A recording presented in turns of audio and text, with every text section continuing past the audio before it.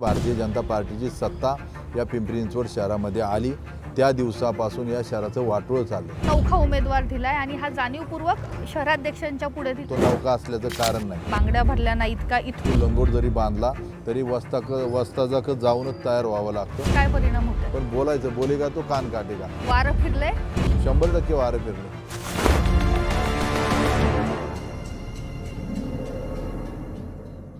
पिंपरी चिंचवड शहरातील प्राधिकरणानंतर सुधारलेला भाग कुठला असेल तर तो पिंपळे सौदागर राहटणी हा 2006 नंतर हा जो सगळा भाग आहे ह्याचा पूर्ण कायापालट झाला। पण कायापालट होत असला तरी या भागाचं जे राजकारण आहे ते गावकी भावकीपुरतं किंवा काट्यांपुरतं मर्यादित राहिलं असं बोललं जातं। आत्ताही यंदाच्या या महापालिकेच्या निवडणुकांमध्ये या भागामध्ये ज्या प्रमुख लढती होत आहेत त्या काट्यांमध्ये होत आहेत। काटेकी टक्कर या भागामध्ये आपल्याला पाहायला मिळते। तर या भागामध्ये काटेकी टक्कर देणारे जे प्रतिस्पर्धी उमेदवार आहेत भाजपच्या विरोधामध्ये जे मैदानात उतरलेले आहेत ते म्हणजे अजित पवारांचे खंदे समर्थक म्हणून ओळखले जाणारे नाना काटे। नाना काटे हे या शहराचे विरोधी पक्षनेतेही राहिलेले आहेत। विरोधी पक्षनेते म्हणून त्यांनी या शहराचा कारभार केलेला आहे। नेमकं त्यांच्या प्रभागामध्ये आत्ताची ही टक्कर जी आहे ती कशी असणार आहे आणि शहराच्या पातळीवरती अजित पवार जे आरोप करतायत त्यावरून बीजेपी कशा पद्धतीनं उत्तरं देण्याचा प्रयत्न करते ते राजकारण नेमकं काय आहे ते आपण आसपासच्या क्ष किरण या राजकीय कार्यक्रमामध्ये आज जाणून घेणार आहोत। सगळ्यात पहिल्यांदा मी तुमचं स्वागत करते। मी असं म्हणाले की काटेकी टक्कर होतीये। ही काटेकी टक्कर होत असताना काही दिवसांपूर्वी भाजपचे प्रदेशाध्यक्ष या भागामध्ये आले होते आणि ते असं म्हणाले होते की तुमचं काय आपापसात ठरलेलं असेल तर ते बाजूला ठेवा, माझं खूप लक्ष आहे। जेव्हा तुमच्या विरोधी पक्षातले प्रदेशाध्यक्ष असं म्हणतात तेव्हा नेमकं काय असतं? त्यांना जाणवलं असेल की या भागामध्ये राष्ट्रवादी काँग्रेस पार्टीची ताकद काय प्रमाणामध्ये आहे। अतिशय ताकदीची माणसं आम्ही या पॅनलमध्ये घेतलेली आहे। ज्या पद्धतीनं मी स्वतः खुले गटातनं या ठिकाणी उमेदवारी लढवतोय आणि ओबीसी गटातनं उमेश काटे जे प्लेस्कोच्या माध्यमातून गेले 5 ते 6 वर्षापासून या भागात काम करत आहे। अनेक खेळाडूंशी जोडले गेलेले आहे। त्यामुळे या सोसायटीधारक जे आहेत या भागात वेगवेगळे खेळ खेळत असताना स्केटिंग असेल, क्रिकेट असेल, व्हॉलीबॉल, फुटबॉल या स्पर्धेच्या माध्यमातून 10 ते 10,500 नागरिकांपर्यंत तो पोचलेला आहे। त्यामुळं ताकदीचे उमेदवार असल्यानं समोरच्या जे प्रदेशाध्यक्ष आहेत त्यांनी ते बोलले असेल की बाबा ताकदीचे उमेदवार आहे, पण एक हवा काढायचं काम त्यांनी केलं असेल की यांचं ठरवून चाललंय काहीतरी। पण दुसरी गोष्ट म्हणजे तुम्ही ज्याला ताकदीचा उमेदवार तुमच्या पॅनलमध्ये आहे असं म्हणतात त्याचा जो प्रचार केला जातोय तो नौका उमेदवार दिलाय आणि हा जाणीवपूर्वक शहराध्यक्षांच्या पुढे दिलाय अशीही चर्चा आहे। अनेक वर्षापासून तो माझ्या टीममध्ये काम करतोय। त्याला या भागातल्या प्रश्नाची जाण आहे। अतिशय बारकाईने तो माझ्याबरोबर काम करत असताना त्यांनी मागच्याच 2017च्या इलेक्शनला तो इच्छुक राहिला होता आणि त्याला इलेक्शन लढायचं होतं, परंतु त्यावेळेस आम्ही उमेदवारी निश्चित केले होते। त्यामुळे त्यावेळेस त्याला चान्स भेटला नाही। त्या दिवसापासून सतत या भागात या प्रभागातली वेगवेगळी कामं करत आलं। त्यामुळे या भागात तो नौका असल्याचं कारण नाही, कारण याच भागातला त्याचा जन्म आहे। तो स्वतः काटे आहे, त्यामुळे तो सक्षम आहे निवडणूक लढवण्याकरता। सगळ्यात महत्त्वाचं म्हणजे तुमच्या या भागाचा कायापालट झालाय। पूर्वी या ठिकाणी यायचं म्हटलं तरी प्रश्न पडायचा कसं यायचं, पण आज पिंपरी चिंचवडमध्ये सगळ्यात चांगला भाग कुठला असेल प्राधिकरणानंतर मोशी, स्पाईन रोड यानंतर तर पिंपळे सौदागर राहटणी हा भाग म्हणून ओळखला जातो। पण या भागामध्ये आता वाहतूक कोंडीसारखे प्रश्न असतील, पाण्याचे प्रश्न असतील ते निर्माण झालेले आहेत। रस्ते जे आहेत ते पुन्हा लहान होत आहेत, फुटपाथ मोठे झालेले आहेत। नेमकं काय घडलं आणि याच्यावरचा तोडगा काय? नक्की ज्यावेळेस मी सुरुवातीला 2007ला या प्रभागातनं निवडून आलो त्यावेळेस या संपूर्ण राहटणी पिंपळे सौदागरचा बेस बनवण्याचं काम मी केलेलं आहे। या भागातील जागा ताब्यात घेऊन ते रस्ते बनवण्यापासून त्या रस्त्याच्या खाल्ल्या जेवढ्या सुविधा आहे, मग ड्रेनेज लाईन असेल, स्ट्रॉम वॉटर असेल, पाण्याच्या लाईन असेल किंवा ओव्हरहेड केबल अंडरग्राऊंड करण्याची कामं असेल, संपूर्ण सौदागरचा बेस बनवत असताना 2007 ते 2012 या कालावधीमध्ये ही सर्व कामं पूर्ण केली।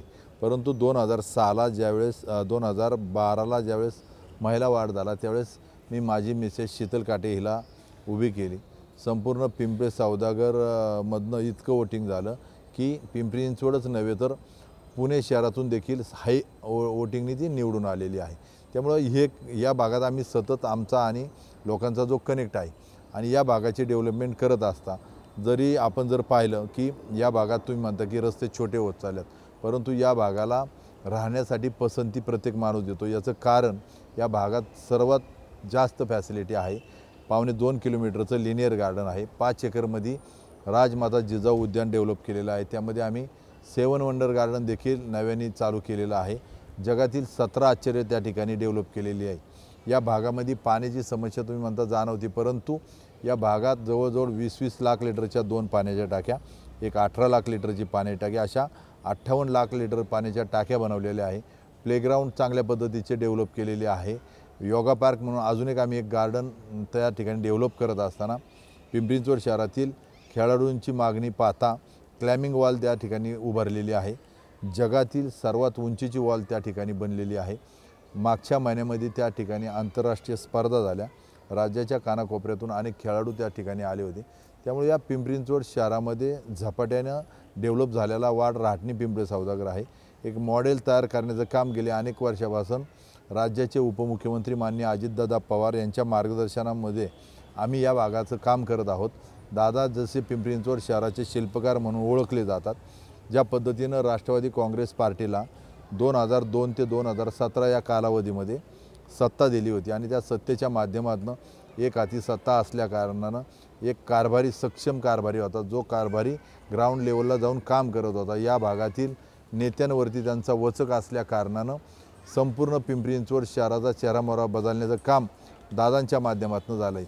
राष्ट्रवादी काँग्रेस पार्टीच्या काळामध्ये संपूर्ण पिंपरी चिंचवड शहराला सतत रोज पाणी पुरवठा होता, परंतु भारतीय जनता पार्टीचं ज्या वेळेसपासून सत्ता आली त्या दिवसापासून हे दिवसाआड पाणी चालू झाले. मागच्या हप्त्यातच दादांनी एक प्रेस घेऊन सर्व पत्रकार बंधूंना सांगितलं की ज्या पद्धतीनं तुम्ही मला राष्ट्रवादी काँग्रेस पार्टीला सत्ता दिली होती, ती जर सत्ता मला पुन्हा जर या पिंपरी चिंचवड शहरात दिली तर येणाऱ्या काळामध्ये जी बंद पाईपलाईन योजना, जे पवनेमधनं थेट पिंपरी चिंचवडला पाणी आणायचं होतं, ती बंद पडलेली योजना पुन्हा पूर्ववत करून मावळचे आमदार माननीय सुनीलअण्णा शेळके यांच्याशी चर्चा करून, त्या ठिकाणच्या शेतकऱ्यांशी चर्चा करून हे पाणी जर आपण पिंपरी चिंचवड शहराला आणलं तर पिंपरी चिंचवड शहराचा पाण्याचा प्रश्न मार्गी लागेल. त्याच पत्रकार परिषद, हा पाण्याचा मुद्दा झाला, त्याच पत्रकार परिषदेमध्ये आणि त्याच्या आधी चिखलीमध्ये जी सभा घेतली आणि नंतर आत्ता ज्या सभा झालेल्या आहेत दादांच्या इथं, त्यामध्ये अजित पवार सातत्यानं भाजपवरती भ्रष्टाचाराचे आरोप करतायत, त्याचे पुरावे सादर करतायत. सुरुवातीला भाजपचे स्थानिक नेते काही बोलले नाहीत, प्रदेशाध्यक्षांनी उत्तर दिलं. त्याच्यानंतर मात्र भाजपचे इथले जे स्थानिक आमदार आहेत त्यांनी एकेरीवरती येत अजितदादांना हे केलं, बांगड्या भरल्या नाहीत का, या पातळीवरती ते गेलेलं आहे. मग असं असताना तुम्ही या सगळ्याकडे काय बघता, त्यांना काय उत्तर द्याल? माननीय राज्याचे उपमुख्यमंत्री माननीय अजितदादा पवार यांनी या शहराला डेव्हलपमेंट केली, या शहराची डेव्हलपमेंट केलेली आणि त्यांच्यासमोर हे शहर घडल्याचं त्यांनी पाहिलेलं आहे, त्यांनी केलेलं आहे आणि हे शहराचं वाटोळं होत असताना ते पाहू शकत नाही. ज्या पद्धतीनं भारतीय जनता पार्टीची सत्ता या पिंपरी चिंचवड शहरामध्ये आली त्या दिवसापासून या शहराचं वाटोळं चाललं आहे. त्यांनी सत्यता मांडलेली आहे. या पिंपरी चिंचवड शहरात कसे या शहराचे 2 भाग करून कशी वाटप केलेलं आहे ते त्यांच्या डोळ्यासमोर त्यांनी पाहिलेलं आहे आणि शहराचं वाटोळं होत असताना ज्या चुकीच्या गोष्टी आहेत त्या चुकीच्या गोष्टीला कोणी खत पाणी घालू नये. जे जे घडतं ते दादा सांगायला गेले आणि ते समोरच्या आमदारांना सहन झालेलं नाही. ज्या आमदारांना सुरुवातीचा त्यांचा राजकीय सुरुवात जी अजितदादांमुळं झाली, त्यांना सुरुवातीला नगरसेवक दादांनी केलं, त्यांना स्टँडिंग चेअरमन दादांनी केलं. आज ते दादांवरती एकेरी भाषेमध्ये बोलतात. जर ते सुरुवात त्यांनी सांगितलं की आम्हाला जन्म झाल्यावरच आम्ही लंगोट बांधून तयार असतो, परंतु लंगोट जरी बांधला तरी वस्ताजाक जाऊनच तयार व्हावं लागतं, तिथंच कुस्ती खेळावी लागती, शिकावी लागती आणि त्या वस्ताजाच्या तालमीत तयार होऊन ते दुसऱ्या तालमीत गेलेले आहे. त्यामुळं आज जर दुसऱ्या तालमीत जाऊन सुरुवातीच्या वस्ताजाला ते बोलत असेल तर नक्कीच येणाऱ्या काळात ज्या वस्ताजाच्या तालमीत राहून ते आज कुस्ती खेळतात त्या वस्ताजाला बोलल्याशिवाय ते राहणार नाही. तुम्ही जे म्हणाल की 2 विभाग झालेले आहेत, त्यातल्या एका विभागाचं नेतृत्व जे आहे ते आमदार आहेत ते तुमच्या भागात येतात, काय नेमकं तुमच्या भागामधली कामं रखडलेली आहेत, काय परिणाम होत आहे? किती भाग ज्या पद्धतीनं या पिंपरी चिंचवड शहरात पूर्वी 2 भाग केले गेले, रस्त्याच्या ह्या बाजूला एकाने पाहायचं, त्या बाजूला एकाने पाहायचं, आणि त्यावेळेस जी झालेली लूट असेल, कचऱ्याच्या बाबतीत असेल, पाण्याच्या बाबतीत असेल, सिक्युरिटीच्या बाबतीत असेल, सगळी कामं अख्खी टेंडर पद्धत, रिंग पद्धतीने अख्ख्या शहरात चाललेलं आहे. आम्हीच नाही, साधा सर्वसामान्य माणूस पण सांगेल, प्रत्येक ठेकेदार पण सांगेल, ठेकेदाराची कशी पिळवणूक होती ते पण तुम्ही पहा. आणि हे सर्व जनता जाणून आहे, पण बोलायचं, बोलेगा तो कान काटेगा. आम्ही ज्यावेळेस सभागृहात विरोधी पक्षनेता म्हणून काम करत होतो, तर अक्षरशः त्यांचे महापौर आम्हाला बोलूनसुद्धा देत नव्हते. लगेच विषय मंजूर पुढं चाला, म्हणजे इतकं त्यांचा मनमानी कारभार चालला होता. म्हणजे अशा पद्धतीने त्यांनी कारभार चालवला होता. वन साईड चालल्यासारखा कार्यक्रम होता. विरोध करायचा तर डायरेक्ट महापौर लगेच म्हणायचं, चला दुसरा प्रश्न घ्या. ह्या पद्धतीने कारभार चालवलेला आहे. आणि ज्या पद्धतीनं कारभार चालवत असताना संपूर्ण शहरात जी कॉन्ट्रॅक्ट निघलेत ते संपूर्ण रिंगच्या पद्धतीने निघलेले आहे. संपूर्ण शहराची वाट लागलेली आहे.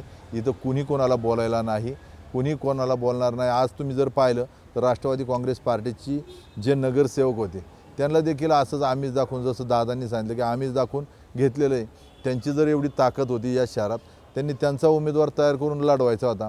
राष्ट्रवादीचे जे निवडून येणारी लोकं होती त्यांना एक पुढलं भविष्याचं आम्हीच दाखवलं, आणि ती आम्हीच दाखवून त्यांनी आपल्या पक्षात घेऊन उमेदवारी दिली. वारं फिरले?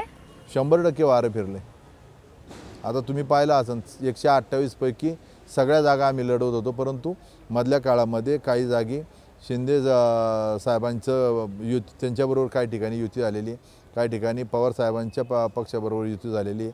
त्यामुळे तिथं एक 8-10 जागा आपल्या कमी आहे, नाही तर आम्ही पूर्ण जागेवरती उमेदवार दिले होते. वारं फिरलंय आणि त्याचा परिणाम जो आहे तो 16 तारखेला दिसेल असं म्हणतात. पण तोपर्यंत ज्या पद्धतीनं 2 विभाग करून या शहरामध्ये जे प्रश्न निर्माण झालेले त्याच्यावरती विरोधी पक्षनेता म्हणून काम केल्यानंतर काय अनुभव आले ते सुद्धा त्यांनी मांडले. येत्या 16 तारखेला आपल्याला कळेल हे वारं नक्कीच फिरलंय का. तोपर्यंत पाहत राहा आसपास.